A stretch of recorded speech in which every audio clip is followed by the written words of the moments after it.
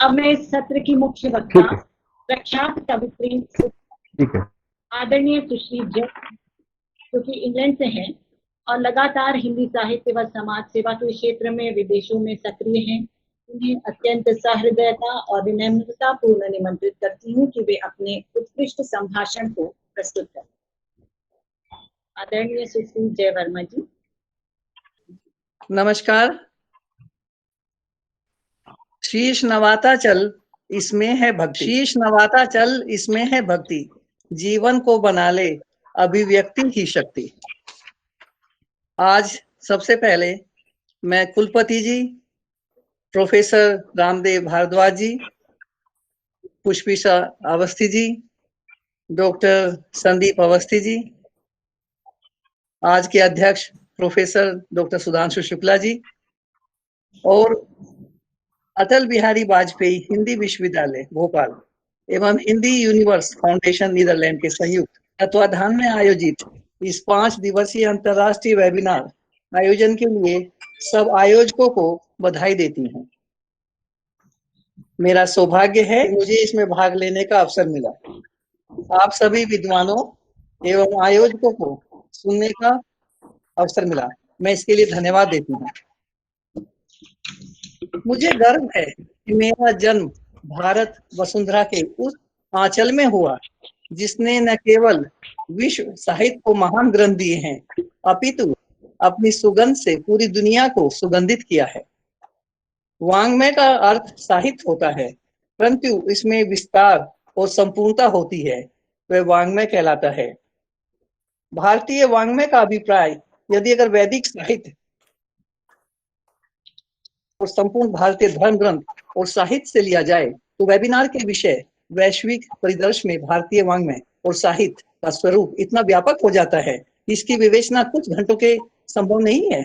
फिर भी यह विषय ऐसा है कि जिस पर चर्चा होनी ही चाहिए और आज के आयोजक इस वेबिनार के आयोजन के लिए साधुवाद के पात्र हैं।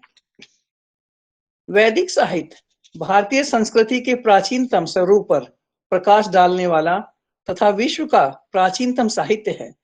इसके अंतर्गत न केवल 4 वेद बल्कि वेदों के कई उपनिषद, आरण्य, ब्राह्मण ग्रंथ, वेदांग ग्रंथ, सूत्र, साहित्य और संहिताएं आदि भी शामिल हैं। इन वैदिक ग्रंथों के अलावा भी कई धर्म ग्रंथ हैं जो युगों युगों से मनुष्य के जीवन पथ को आलोकित करते आ रहे हैं। यह भारतीय वाङ्मय ही है जो मनुष्य को अमृत सदृश संदेश देते हैं। वसुदेव कुटुंबकम, सकल विश्व भवतेक नीडम और अस्तु मा सद्गमय तमसो मा ज्योतिर्गमय जैसी महान कल्याणकारी और पावन सहकारी भावनाओं की दिव्य एवं मौलिक अभिव्यक्तियां विश्व को भारतीय वाङ्मय की तो देन है। विश्व प्रसिद्ध रामचरितमानस और श्रीमद् भागवत गीता जैसे ग्रंथों का अवतरण मेरी भारतीय वसुंधरा में तो हुआ। जब दुनिया की सभ्यता आदिवासियों का जीवन व्यतीत कर रही थी, तब भारतीय संस्कृति और सभ्यता विश्व को एक विश्व गुरु के रूप में उद्बोधन कर रही थी। ये समय की ही महिमा है कि हम आचार विचार और चिंतन के शीर्ष शिखर पर रहे हैं और जब पतन हुआ तो हम लंबी दास्ता में भी चले गए।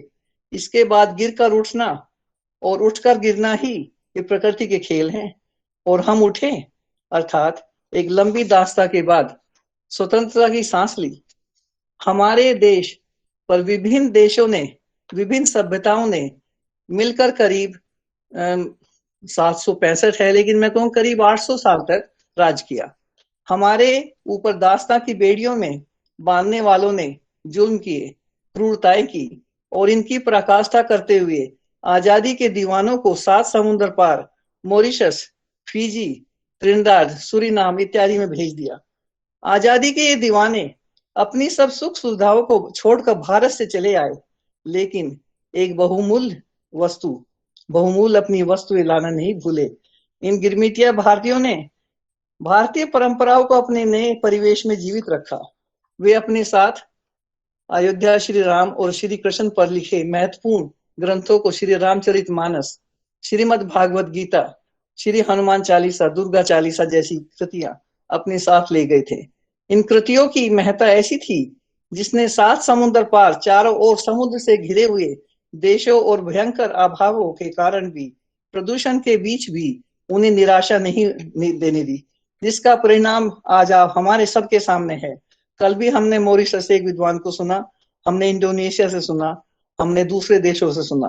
15 अगस्त 1947 को भारत की आजादी के साथ साथ उन प्रवासी देशों को भी उनका भी संपर्क भारत से हुआ और अपनी दुनिया से वो पूर्वतः जुड़ गए, जिसमें समय के साथ साथ न केवल संस्कृत और हिंदी को उन्होंने अपने देशों में बढ़ावा दिया, अपितु उनके साहित्यकारों को भी एक नया जन्म मिला। विभिन्न विधा में ग्रंथ, साहित्य, गद्य और साहित्य और कविताएं लिखी गई और अनेक कृतियां हिंदी के इस का सौभाग्य है कि हिंदी को मिली, जो कि प्रवासी साहित्य कहलाया।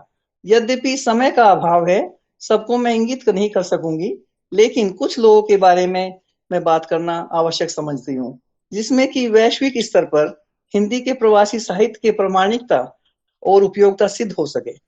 उदाहरण के लिए रूप में नॉर्वे से सुरेश चंद्र शुक्ल, पुष्पिता अवस्थी जी, डेनमार्क से अर्चना पेनुली, नीदरलैंड से पुष्पिता अवस्थी जी, हरिवंश आदेश, त्रिनिदाद से मॉरिशस से अभिमन्यु अनंत एवं रामदेव धुरंधर जी, अमेरिका से सुषमा बेदी, सुधा ओम ढींगरा, कविता वाचन वकील, गुलाब खंडेलवाल, नीलू गुप्ता जी, जो कि आज सुन भी रही है प्रोग्राम को, और शैलजा सक्सेना। ब्रिटेन के पुराने जो साहित्यकार हैं, जो अब नहीं है, लेकिन उन्होंने बहुत अच्छा रच के गए, इतना साहित्य रच के गए हैं, जैसे कि सत्येंद्र श्रीवास्तव जी, सोहन राही, प्राण शर्मा जी, और आजकल तेजेंद्र शर्मा, दिव्या माथुर, उषा राजे सक्सेना, पद्मेश गुप्त जैसे कुछ नाम हैं जो विदेशों में हिंदी के साहित्य को निरंतर सृजन कर रहे हैं। अब हिंदी वैश्विक स्तर पर विश्व की महाशक्तियों सहित अनेकों देशों में बड़ी तेजी से अपनी सुगंध फैला रही है। यही नहीं, विश्व के जाने माने विश्वविद्यालयों में, महाविद्यालयों में हिंदी मुख्य विषय में भी सहायक विश्व के रूप में आ गई है और उसके रूप में उनको प्रमाण पत्र, डिप्लोमा आदि उपाधियों से और शोध विषय के रूप में निरंतर विकास हो रहा है। आज आवश्यकता इस बात की है कि भारत के विद्वान, शैक्षिक परिवार और हिंदी आचार्य अपनी शोध और खोज दृष्टि को प्रवासी साहित्य की ओर लेकर जाएं, जिससे न केवल भारत में बल्कि वैश्विक पटल पर हिंदी के प्रवासी साहित्य की बहुआयामी भूमिका सिद्ध हो सके। विश्व में मानवीय मूल्यों और नैतिकता का स्नेह ह्रास हो रहा है। भौतिकता के अंधाधुकरण में मानव स्व कर्तव्य कर्म के प्रति उदासीन होता जा रहा है। अतः पांच पुनीत भारतीय वाङ्मय की शरण में जाने और उनके अनुसरण से ही विश्व कल्याण संभव है। अंत में इस वेबिनार के संयोजकों, आयोजकों और उससे जुड़े सभी विद्वानों को इस सार्थक आयोजन के लिए मैं अपनी शुभकामनाएं देती हूँ। परोपकार ही सबसे बड़ा धर्म है। कोरोना के इस समय, कोविड-19 की महामारी के इस समय में ये सर्वविदित है कि भारतीय संस्कृति और वैदिक पद्धति से अगर जीवन यापन किया जाए, जैसे कि शाकाहारी भोजन, सुचिता, योग, ध्यान, मेडिटेशन इत्यादि, तो इस सब के लिए हितकारी होगा। मैं इन्हीं शब्दों के साथ इसको अपने को विराम देती हूँ। सर्वे भवन्तु सुखिनः, सर्वे सन्तु निरामया, सर्वे भद्राणि पश्यन्तु, मां कश्चित् दुर्भाग् भवेत्। मैं आप सब लोगों को धन्यवाद देती हूँ कि आपने मुझे अवसर दिया बोलने का और अपने विचार प्रकट करने का। धन्यवाद।